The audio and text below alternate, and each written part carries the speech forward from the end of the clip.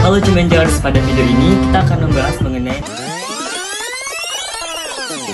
beasiswa pendidikan bagi mahasiswa. Saya Baso Muhammad Santa Hardiansa, sudah bersama dengan narasumber kita.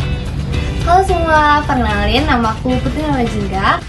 Beberapa hari lalu aku udah menyelesaikan pendidikan aku, jadi udah lulus lah, udah tamat. Aku dari jurusan arsitektur angkatan 2020. For your information, Jarum Beasiswa Plus ini merupakan beasiswa prestasi, bukan beasiswa bantuan. Oke Kak, untuk persyaratan ini Kak pastinya ada kan persiapan dokumen Kak. Jadi dokumen-dokumen apa saja Kak yang perlu kita persiapkan untuk mendaftarkan diri di beasiswa Jarum ini Kak?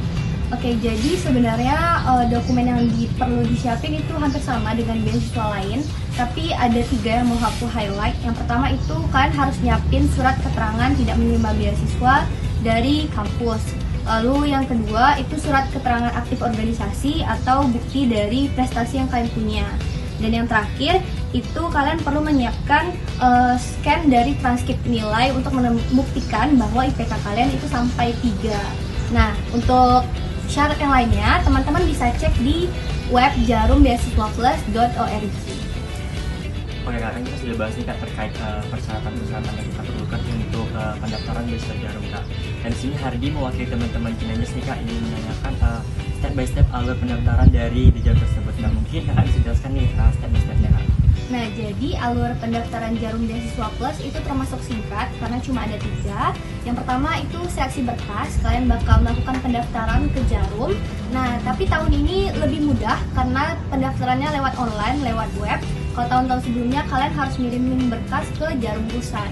Lalu setelah itu seleksi berkas dan kalian bakal dikirim melalui email kalian apakah kalian lolos ke tahap selanjutnya atau enggak. Dan tahap kedua itu seleksi tertulis. Nah, seleksi tertulis ini daring, itu bakal ditaja oleh kami kalau di sini Jarum Beasiswa Plus Riau.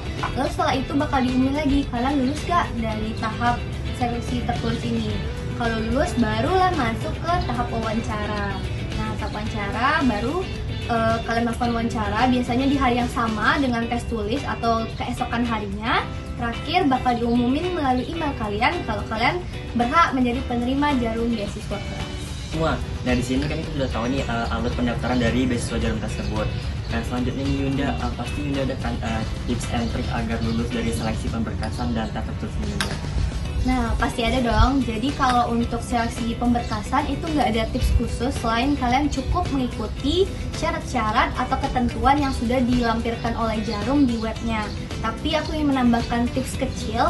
Kalau misalnya ada berkas yang harus di-scan, itu harap di-scan dengan jelas biar tidak ada kendala saat dicek oleh pihak Jarum. Kalau tes tertulis ini sedikit bocoran. Jadi tes tertulis Jarum itu seputar tes psikotes ditambah dengan penalaran matematika. Jadi kalau teman-teman mau belajar, kalian bisa cari di Google atau di YouTube soal-soal psikotes dan soal-soal penalaran matematika. Semua di sini kita sudah tahu nih tips and trick dari Yunda mengenai seleksi pemberkasan dan tahap tertulis. Nah, Yunda Hardi mewakili teman-teman nih ingin menanyakan Yunda, gimana sih tips and trick Yunda untuk lulus seleksi wawancara nih Yunda? Nah, jadi kalau seleksi wawancara Jarum itu termasuk krusial. Jadi kondisinya teman-teman akan melakukan tes wawancara di hari yang sama dengan tes tertulis atau besoknya. Teman-teman bakal berada di ruang tertutup bersama seorang dari pihak Jarum. Fun fact, dari pihak Jarum ini adalah orang psikolog. Jadi dia bakal menilai teman-teman secara karakter dan ekspresinya. Jadi teman-teman harus percaya diri. Selain itu, untuk tipsnya, teman-teman harus tahu rencana masa depan dari teman-teman dan juga bagaimana cara menggapai cita-cita tersebut. Lalu yang terakhir, teman-teman harus tahu bagaimana jika cita-cita tersebut tidak tercapai dan cara menanggulanginya. Itu bakal diulik lebih jauh oleh orang yang mewawancarai teman-teman nantinya. Nah, itu dia tips untuk seleksi wawancara. Wah, ternyata cukup sulit juga ya Yunda untuk seleksi wawancara ini.